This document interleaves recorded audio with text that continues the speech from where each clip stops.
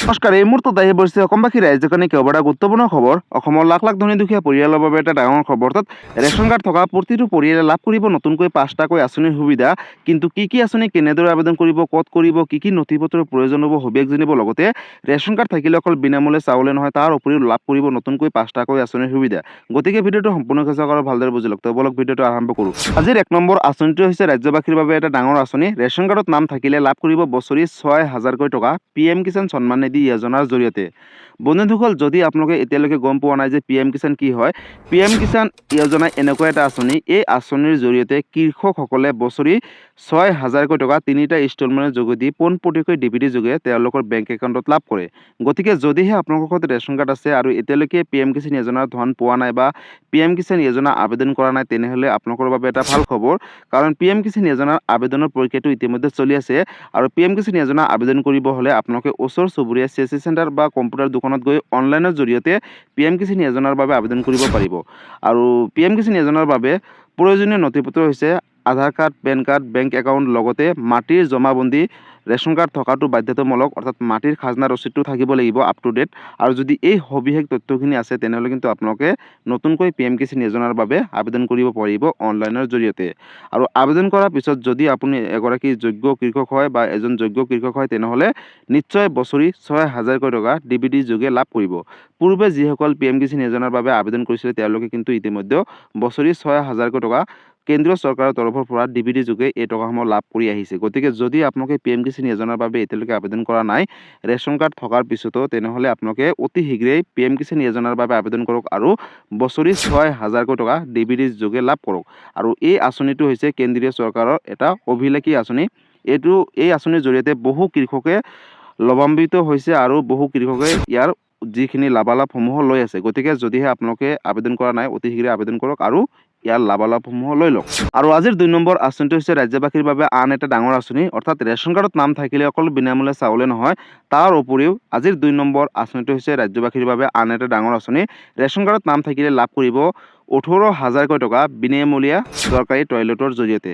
বন্ধুসকল, যদি আপোনালোকে এতিয়ালৈকে বিনামূলীয়াকৈ চৰকাৰী টয়লেট বা লেট্ৰিন আবেদন কৰা নাছিলে, তেনেহ'লে অতি শীঘ্ৰে আবেদন কৰক। কাৰণ চৰকাৰী টয়লেটৰ বাবে ইতিমধ্যে আবেদনৰ প্ৰক্ৰিয়াটো চলি আছে ৰাজ্যত। গতিকে যিসকল যোগ্য পৰিয়াল হ'ব বা যিসকল দুখীয়া দৰিদ্ৰ মধ্যবিত্ত পৰিয়াল আছে, ৰেচন কাৰ্ড থকা প্ৰতিটো পৰিয়ালে লাভ কৰিব বুলি ইতিমধ্যে চৰকাৰে অৱগত কৰিছে। গতিকে যদি আপোনালোকে নতুনকৈ বিনামূলীয়াকৈ চৰকাৰী টয়লেট আবেদন কৰে, ক'ত কেনেদৰে কৰিব, লগতে কি নথিপত্ৰৰ প্ৰয়োজন হ'ব।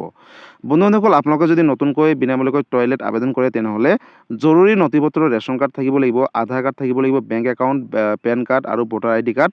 এই সবিশেষ ডকুমেণ্ট যদিহে আপোনালোকৰ ঘৰত আছে, তেনেহ'লে আপোনালোকে অতি শীঘ্ৰেই বিনামূলীয়াকৈ টয়লেট আবেদন কৰক। আৰু টয়লেট ৰূপে 2টা কিস্তিৰ জৰিয়তে, অৰ্থাৎ 9,000 প্লাছ 9,000কৈ 18,000কৈ DBT যোগে আপোনালোকে লাভ কৰিব নিজৰ বেংক একাউণ্টত।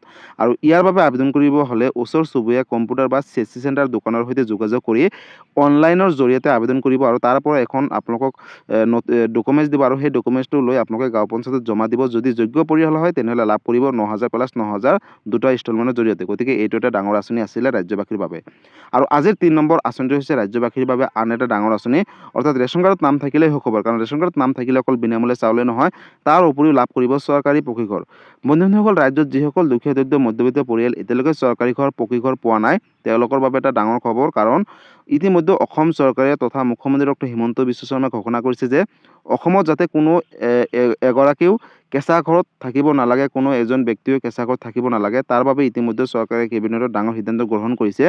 যদি আপোনালোকৰ ঘৰত কেঁচা ঘৰ আছে, তেনেহ'লে আপোনালোকে এতিয়াৰে পৰা কোনো ধৰণৰ চিন্তা কৰিব নালাগে। আপোনালোকে PMAYG 2.0 আঁচনিৰ জৰিয়তে লাভ কৰিব চৰকাৰী পকীঘৰ। আৰু চৰকাৰী পকীঘৰ ক'ত কেনেদৰে আবেদন কৰিব পাৰিব, লগতে কি নথিপত্ৰৰ প্ৰয়োজন হ'ব। চৰকাৰী পকীঘৰ 2টা মাধ্যমত আবেদন কৰিব পাৰিব, অফলাইন আৰু অনলাইন। অনলাইনৰ মাধ্যমত আবেদন কৰিব হ'লে ওচৰ চুবুৰীয়া CSC চেণ্টাৰ বা কম্পিউটাৰ দোকানৰ সৈতে যোগাযোগ কৰি অনলাইনৰ জৰিয়তে আবেদন কৰিব পাৰিব। আৰু অফলাইনৰ মাধ্যমত আবেদন কৰিব হ'লে আপোনালোকৰ মেম্বাৰৰ যোগেদি বা গাঁও পঞ্চায়তৰ যোগেদি অফলাইনৰ জৰিয়তে আবেদন কৰিব পাৰিব।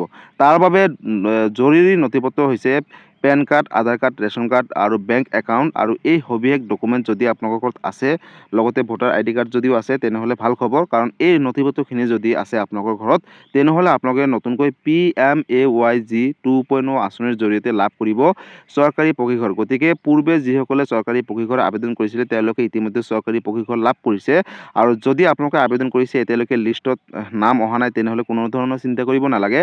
নতুনকৈ আকৌ যেতিয়া লিষ্ট প্ৰকাশ কৰিব সেই লিষ্টখনত হয়তো আপোনালোকৰ নাম থাকিব, লাভ কৰিব চৰকাৰী পকীঘৰ। গতিকে যদি এতিয়ালৈকে চৰকাৰী পকীঘৰ আবেদন কৰা নাই অতি শীঘ্ৰে আবেদন কৰক আৰু ইয়াৰ লাভালাভসমূহ লৈ লওক।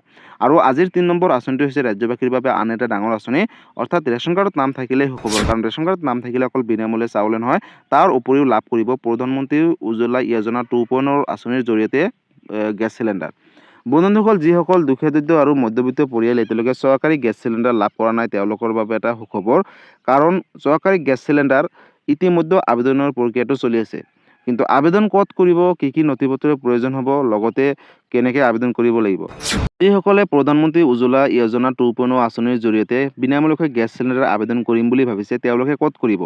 চাওক বন্ধুসকল, আপোনালোকৰ নিকটতম অৰ্থাৎ আপোনালোকৰ ওচৰ চুবুৰীয়াত যদি আপোনালোকে ভাৰত হওক বা HP হওক বা ইন্ধন গেছ চিলিণ্ডাৰ আবেদন কৰে তেনেহ'লে আপোনালোকে ওচৰ চুবুৰীয়া যোনটো এজেঞ্চি আছে সেই এজেঞ্চিলৈ যাব, আৰু যোৱাৰ পিছত আপোনালোকে তাতে অনলাইনৰ জৰিয়তে আবেদন কৰিব পাৰিব। লগতে ডকুমেণ্টছ লাগিব Aadhaar card, pan card, bank account, লগতে ভোটাৰ আইডি কাৰ্ড আৰু ৰেচন কাৰ্ড, আৰু এই সবিশেষ তথ্য বা এই ডকুমেণ্টছখিনি যদি আছে প্ৰধানমন্ত্ৰী উজ্জ্বলা যোজনা 2.0 আঁচনিৰ জৰিয়তে লাভ কৰিব বিনামূলীয়াকৈ গেছ চিলিণ্ডাৰ।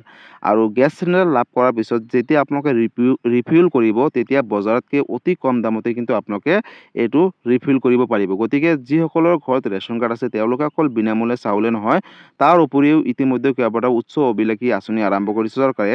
গতিকে তাৰ ভিতৰতে প্ৰধানমন্ত্ৰী উজ্জ্বলা যোজনা এটা ডাঙৰ আঁচনি। এই আঁচনিৰ জৰিয়তে যিসকল দুখীয়া দৰিদ্ৰ মধ্যবিত্ত পৰিয়াল এতিয়ালৈকে বিনামূলীয়াকৈ গেছ চিলিণ্ডাৰ পোৱা নাই তেওঁলোকে কিন্তু লাভ কৰিব পাৰিব। গতিকে যদি আপোনালোকে নতুনকৈ গেছ চিলিণ্ডাৰ আবেদন কৰিম বুলি ভাবিছে তেনেহ'লে অতি শীঘ্ৰেই কৰি লওক অনলাইনৰ জৰিয়তে, আৰু যদি আপুনি যোগ্য হয় নিশ্চয় আপোনালোকে লাভ কৰিব বিনামূলীয়াকৈ গেছ চিলিণ্ডাৰ। গতিকে ৰাজ্যৰ লাখ লাখ ৰেচন কাৰ্ডৰ গৰাকীসকলৰ বাবে এটা সুখবৰ, কাৰণ ৰেচন কাৰ্ড থাকিলে অকল বিনামূল্যে চাউলে নহয়, তাৰ উপৰিও কিন্তু আপোনালোকে এইখিনি আঁচনিৰ সুবিধা লাভ কৰিব। গতিকে আজিৰ 4 নম্বৰ আঁচনিটো হৈছিলে ৰাজ্যবাসীৰ বাবে আন এটা ডাঙৰ আঁচনি। এই আঁচনিৰ জৰিয়তে আপোনালোকে লাভ কৰিব বিনামূলীয়াকৈ গেছ চিলিণ্ডাৰ।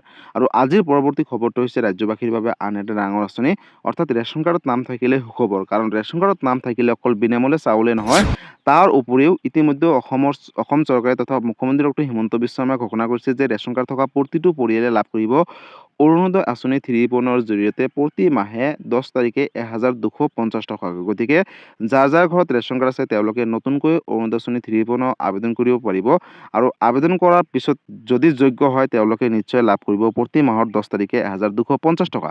কিন্তু অৰুণোদয় আঁচনি 3.0 ক'ত কেনেদৰে আবেদন কৰিব, লগতে কি নথিপত্ৰৰ প্ৰয়োজন হ'ব। চাওক বন্ধুসকল, যদি আপোনালোকে নতুনকৈ অৰুণোদয় আঁচনি 3.0 আবেদন কৰিম বুলি ভাবিছে তেনেহ'লে আপোনালোকৰ ওচৰ চুবুৰীয়া গাঁও পঞ্চায়ত বা ৱাৰ্ড মেম্বাৰৰ যোগেদি আপোনালোকে অৰুণোদয় আঁচনি 3.0 আবেদন কৰিব পাৰিব, অথবা DC কোডৰ যোগেদিও কিন্তু অৰুণোদয় আঁচনি 3.0 আবেদন কৰিব পাৰিব, অথবা আপোনালোকৰ ওচৰ চুবুৰীয়া লোকেল MLA বা মন্ত্ৰীৰ যোগেদিও আপোনালোকে অৰুণোদয় আঁচনি 3.0 আবেদন কৰিব পাৰিব। এইটো কোনো ধৰণৰ অনলাইনৰ মাধ্যমত নহ'ব, এইটো অফলাইনৰ মাধ্যমত হ'ব। তাৰ বাবে আপোনালোকৰ জৰুৰী নথিপত্ৰ হৈছে পোনপ্ৰথমতে লাগিব ration card, Aadhaar card, bank account, pan card, লগতে লাগিব ভোটাৰ আইডি কাৰ্ড, আৰু বেংকৰ লগত আধাৰ কাৰ্ডখন লিংক থাকিব লাগিব। যিসকলৰ বেংকৰ লগত আধাৰ কাৰ্ডখন লিংক নাই তেওঁলোকে কিন্তু আবেদন কৰিলেও এই টকাসমূহ নাপায়। গতিকে আপোনালোকে আবেদন কৰাৰ আগতে বেংকৰ লগত আধাৰ কাৰ্ডখন লিংক ৰাখিব, আৰু প্ৰতি মাহৰ 10 তাৰিখে 1250 টকাকৈ লাভ কৰি আহিব। গতিকে ৰাজ্যৰ লাখ লাখ দুখীয়া দৰিদ্ৰ আৰু মধ্যবিত্ত পৰিয়ালৰ বাবে আজিৰ 5 নম্বৰ আঁচনিটো হৈছিল ৰাজ্যবাসীৰ বাবে আন এটা ডাঙৰ আঁচনি। গতিকে এই ভিডিঅ'টো সকলো ৰাজ্যবাসীৰ মাজলৈ শ্বেয়াৰ কৰি দিব, যাতে এই ভিডিঅ'টো চাই সকলোৱে এই 5টাকৈ আঁচনিৰ সুবিধাসমূহ ল'ব পাৰে। গতিকে বন্ধুসকল, আজি আছিলে এইটো এটা ইনফৰ্মেটিভ ভিডিঅ' আৰু গুৰুত্বপূৰ্ণ খবৰ। ভিডিঅ'টো চাই কেনেকুৱা পালে, যদি ভাল পালে চেনেলটোত নতুনকৈ আহিছে চেনেলটো ছাবস্ক্ৰাইব কৰিব, লাইক কৰিব। কিবা সুধিবলগীয়া বা জানিবলগীয়া আছে আপোনালোকে মোক কমেণ্ট কৰি জনাব, মই নিশ্চয় ৰিপ্লাই দিবলৈ চেষ্টা কৰিম। লগতে এই ভিডিঅ'টো সকলো ৰাজ্যবাসীৰ মাজলৈ শ্বেয়াৰ কৰি দিব, যাতে এই ভিডিঅ'টো চাই সকলোৱে এই 5টাকৈ আঁচনিৰ সুবিধাসমূহ ল'ব পাৰে। ধন্যবাদ। জয় আই অসম। লগতে এই ভিডিঅ'টো আপোনালোকে ক'ৰ পৰা চাই আছে সকলোৱে কমেণ্ট কৰি জনাবলৈ নাপাহৰিব। ধন্যবাদ।